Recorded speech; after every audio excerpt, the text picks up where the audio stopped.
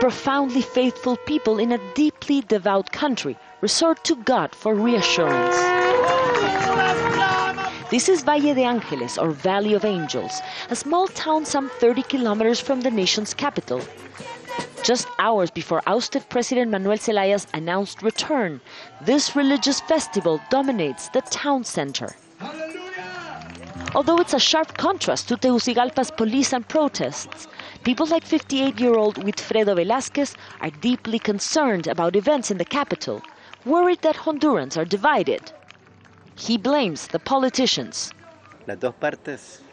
Zelaya should have been more clear about his intentions on the question of the referendum, and Micheletti wanted to gain power in whichever way he could. He took advantage of the circumstances because he would have never won the presidency with the people's votes. Velázquez paints handicrafts, but now he can't sell them. The crisis has scared away the tourists from his town. These longtime school friends try to make sense of the uncertain times they are now living in. They say their country is peaceful. I think we've been lied to.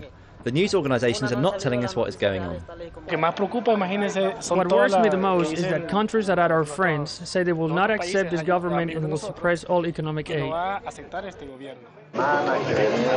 Some fear this cutoff could mean more and more people will lose their jobs.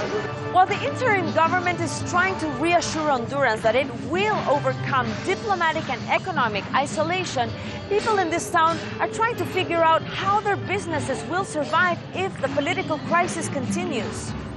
While Hondurans are divided over just who should be the president, Velázquez believes the politicians' own interests should not be ahead of the country's. The stubbornness of one to come back and the other to stay in power can lead us to chaos and bloodshed.